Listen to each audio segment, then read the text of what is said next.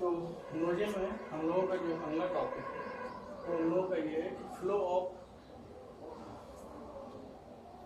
कि steam flow through nozzle और flow in steam nozzle. तो सीधी सी बात है कि जैसा कि हम लोगों ने कल देखा था कि हम लोग जो नोजल में एज्यूम करते हैं तो हम लोग ये एज्यूम करते हैं कि नोजल में जो फ्लो होता है वो हम लोग कैसा होता है, आइसेंट्रोपिक या रिवर्सिबल एडियाबैटिक होता है। तो जब भी हम लोग क्या करेंगे कि जैसे हम लोगों का ये नोजल, ठीक है, तो अगर हम लोगों का नोजल में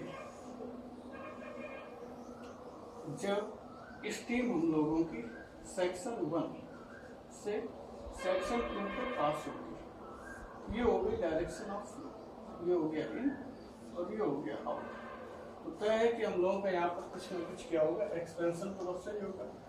तो जब यहाँ पर एक्सपेंशन होगा तो एडियाबैटिक प्रोसेस है, तो सीधी सी बात है कि हीट सप्लाई कोई होगी नहीं। और वो एक्सपेंशन अगर कभी भी हम लोगों का जो प्रोसेस होता है वो अगर हम लोगों का एक्सपेंसिव प्रोसेस है तो सीधी सी बात है कि जो वर्क डन होता है वो हम लोगों का कितना होता है, 0। तो यहाँ पर फिर से वही है कि काइनेटिक एनर्जी इंक्रीज करेगी और जो प्रेशर एनर्जी है वो हम लोगों की क्या होगी, डिक्रीज होगी।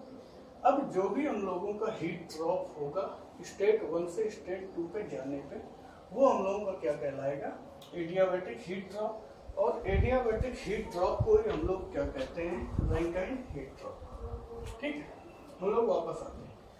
ये हम लोगों ने एक डायग्राम बनाया जो कि हम लोगों का क्या पीवी डायग्राम है। ठीक, ये हम लोगों की स्टेट 1 है और ये हम लोग की क्या स्टेट 2। स्टेट 2 पे लोअर प्रेशर P1 है, स्टेट 1 पे हम लोगों का हायर प्रेशर कितना P2। तो अब क्या है कि हम लोगों ने दो कप बनाए हुए हैं, एक हम लोग आए हुए हैं 1 से 2, दूसरा हम लोगों का क्या है 1 से 2 डैश। ठीक, 1 से 2 हम लोगों का तब है जब कोई भी नोजल पे फ्रिक्शन प्रेजेंट नहीं है, क्योंकि सीधी सी बात है कि अगर नोजल में फ्रिक्शन प्रेजेंट होगा और वो होना ही होना तो इफिशिएंसी हम लोग को 100% नहीं मिलेगी, कुछ ना कुछ लॉस होगा। और हीट का लॉस हम लोग रोक नहीं सकते, तो हीट का कुछ ना कुछ लॉस होगा। हीट का लॉस होगा तो सीधी सी बात है इंथैल्पी का भी लॉस होगा, और इंथैल्पी का लॉस होगा तो जो प्रेशर है वो हम लोगों को क्या होगा, डिक्रीज करेगा। तो ये जो 1 से 2 है ये हम लोगों का क्या है, आइसेंट्रोपिक हीट ड्रॉप, मतलब आइडियल कंडीशन। लेकिन विद फ्रिक्शन कि कुछ ना कुछ फ्रिक्शन की वजह से लॉस होगा और वो हम लोगों को प्रेजेंट ही रहेगा, तो वो कर्व आ गया 1 से लेकर के 2 तक। इसी चीज को हम लोगों ने यहाँ पे एक्सप्लेन किया TS। ठीक, T टेम्परेचर, S एंट्रोपी। अब ये चीज हम लोग देख चुके हैं कि जब हम लोगों ने आइसोथर्मल और आइसोबैरिक आइसोकोरिक जब हम लोगों ने पढ़ी थी तो वहाँ पे हम लोगों ने देखा था कि कांस्टेंट प्रेशर का कर्व TS डायग्राम में इस टाइप का बनता है। ठीक है, तो एडियाबैटिक है, एडियाबैटिक मतलब एंट्रोपी क्या है, कांस्टेंट। तो 1 से 2 जो आएगा ये हम लोगों की क्या होगा, एंट्रोपिक कांस्टेंट।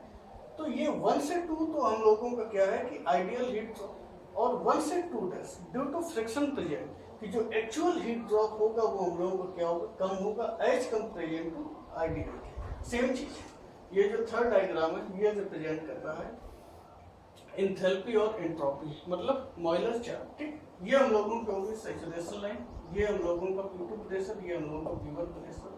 तो एडियाबैटिक है हम लोगों का, तो एंट्रोपी क्या होगी, कांस्टेंट। एंट्रोपी कांस्टेंट होगी तो 1 से 2 हम लोग स्ट्रेट लाइन आ गए क्योंकि एंट्रोपी हम लोगों की कांस्टेंट है। तो ये 1 से 2 हम लोगों का फिर से विदाउट फ्रिक्शन है, मतलब कोई भी यहाँ पर आइडियल हीट ड्रॉप है, कोई भी लॉस नहीं हो रहा। 1 से ये जो 1 से हम लोगों का 2 डैश है, 1 से 2 डैश हम लोगों का क्या है, एक्चुअल हीट ड्रॉप, मतलब कुछ ना कुछ फ्रिक्शन की वजह से लॉस हो रहा है। ठीक है, तो वापस आते हैं कि जब भी स्टीम हम लोगों की नोजल के थ्रू पास होगी तो तय है कि उसका प्रेशर और हीट दोनों क्या होंगे, थोड़े बहुत लॉस होंगे। और जो वर्क डन है वो हम लोगों का work done adiabatic heat drop के इक्वल होगा, जिसे हम लोग क्या कहते हैं, रैंकाइन एरिया भी कहते हैं। ठीक, अब इसी पे हम लोगों का अगला टॉपिक आता है कि वेलोसिटी ऑफ नोजल।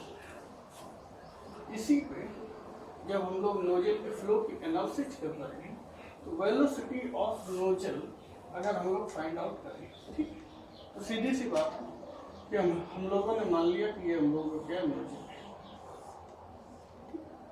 ये स्टेट 1, ये हम लोग की क्या स्टेट 2, ये हम लोगों की लाइन ऑफ एक्शन। ये मान लिया कि ये हम लोगों का क्या बेस,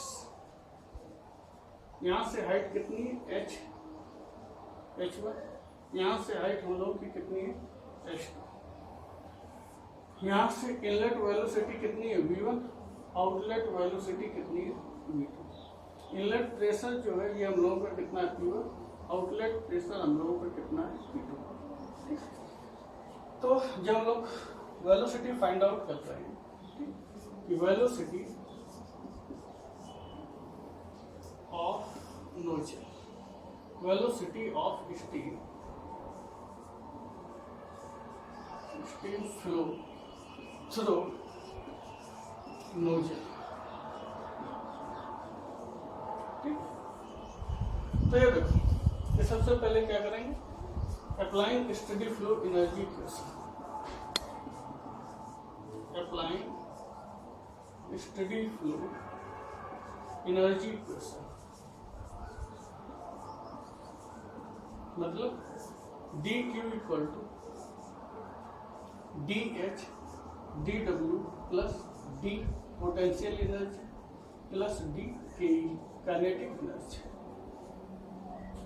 एडियाबैटिक प्रोसेस है, हीट कितनी होगी 0, एक्सपेंशन हो रहा है नोजल में, तो हम लोगों का जो वर्क डन है वो कितना होगा 0। पोटेंशियल एनर्जी 0, कारण हम लोग जानते हैं पोटेंशियल एनर्जी इक्वल टू कितना होता है रो जी एच। H1 और H2 हम लोग दोनों क्या है same, H1 equal to H2, जिसकी वजह से पोटेंशियल एनर्जी हम लोगों की कितनी हो जाएगी, ये टर्म भी हम लोगों को कितना हो जाएगा 0। तो यहाँ से हम लोगों को क्या मिला, सिर्फ और सिर्फ ये मिला कि DH plus DKE equal to 0, ठीक। अब हम लोग क्या करेंगे, अपने इस इक्वेशन को इंटीग्रेट कर लेंगे, इसे मान लिया थोड़ी देर के लिए इक्वेशन, तो ऑन इंटीग्रेशन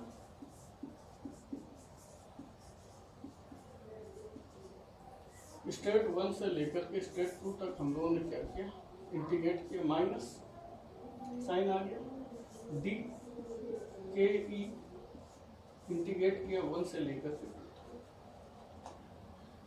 तो सॉल्व करने के बाद जो हम लोगों को मिला वो ये मिला कि H2 minus H1 equal minus sign, सीधी सी बात है। अब जो हम लोगों की वेलोसिटी होती है, ठीक, ये हम लोगों की कितनी होती है कि kinetic energy half mv square, अगर बेसिकली हम लोग देखें तो काइनेटिक एनर्जी होती है हाफ mv स्क्वायर, लेकिन जैसा कि कल हमने बताया था कि यहाँ पे हम लोग स्पेसिफिक क्वांटिटी ले रहे हैं, तो स्पेसिफिक क्वांटिटी में कितना हो जाएगा हाफ v स्क्वायर, तो ये हम लोग की होगी v स्क्वायर बाई 2।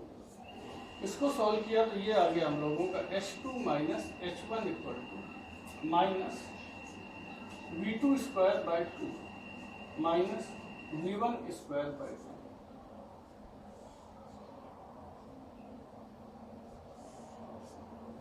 ठीक है, और फर्दर अगर हम लोगों ने इसको सॉल्व किया और आगे, ठीक है, तो जब इसको हम लोग और आगे सॉल्व करेंगे तो ये आ जाएगा हम लोगों का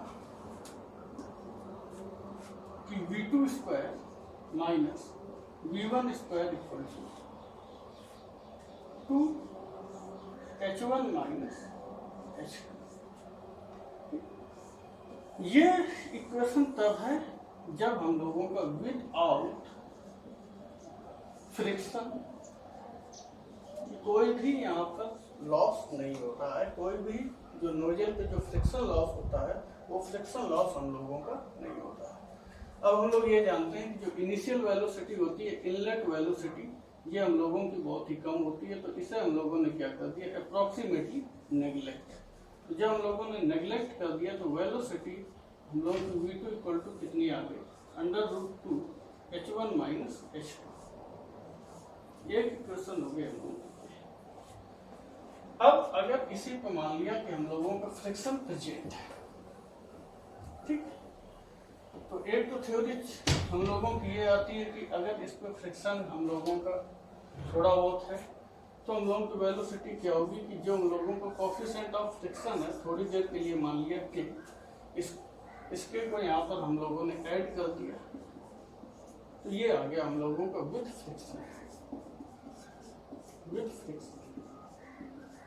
जहां पे के हम लोगों का क्या है, कोफिशिएंट ऑफ फ्रिक्शन,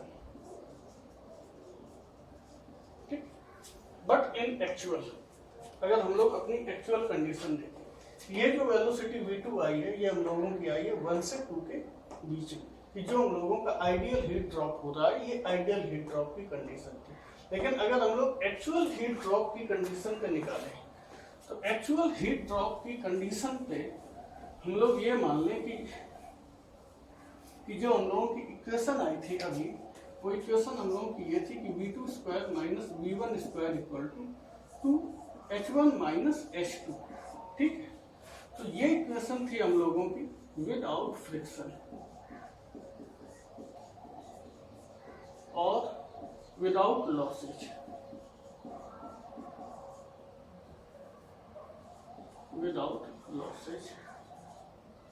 और आइडियल कंडीशन। लेकिन अब अगर हम लोगों का ड्यू टू फ्रिक्शन लॉस, ठीक है, जो हीट ड्रॉप हो रहा है वो हम लोगों का 1 से लेकर के 2 डैश तक हो रहा है, तो एक्चुअल हीट ड्रॉप के लिए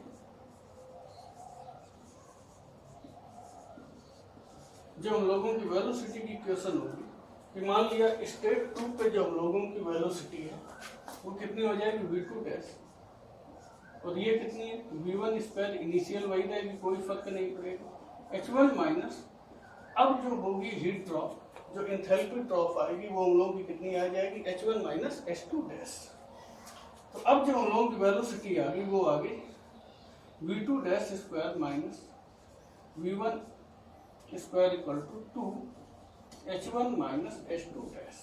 v1 फिर से हम लोगों का बहुत छोटा होगा, तो अब विद फ्रिक्शन जो हम लोगों की वेलोसिटी आ गई v2 डैश, ये हम लोगों की कितनी आ गई, √2 h1 माइनस h2 डैश।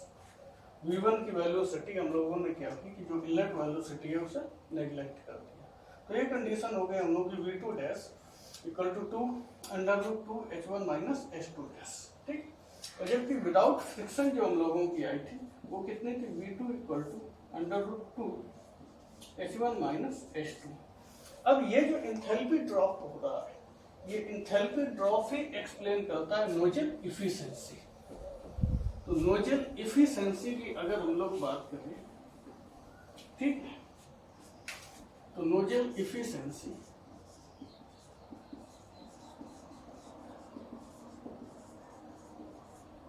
नीटा एन, ये हो जाएगा actual heat drop upon ideal heat drop, ठीक। तो ये हम लोगों का कितना हो गया, एक्चुअल हीट ड्रॉप हम लोगों का कितना है, h1 माइनस h2 डैश, और आइडियल कितना है, h1 माइनस h2। तो ये आ गई हम लोगों की नोजल की इफिशिएंसी। अब अगर किसी को हम लोग वेलोसिटी के टर्म में लिखे, तो अभी थोड़ी देर पहले हम लोगों ने देखा था कि v2 dash square minus v1 square equal to 2h1 minus h2 dash, और विदाउट फ्रिक्शन जो इक्वेशन थी v2 square minus v1 square equal to 2h1 minus h2। h1 minus h2 और h1 माइनस h2 डैश की value यहाँ से उठा करके हम लोगों ने यहाँ पर पुट कर दी। तो जब पुट की तो ये हम लोगों को क्या मिल गया, v2 dash square minus v1 square upon v2 square minus v1 square. ये हम लोग की क्या है, नोजल की इफिशिएंसी।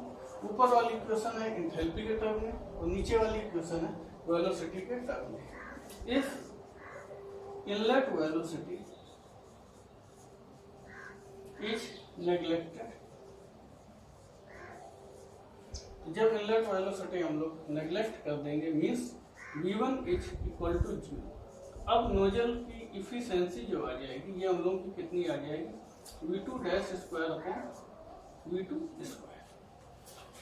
तो ये छोटा सा पार्ट हम लोगों का खत्म होता है, ठीक है, कि अगर वेलोसिटी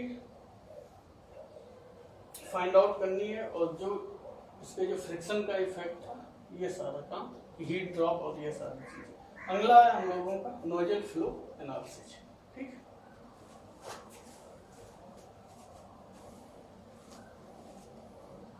तो फिर से आते हैं हम लोग नोजल फ्लो एनालिसिस, इसी का अगला टॉपिक है कि फ्लो थ्रू स्टीम्स इन नोजल। इसी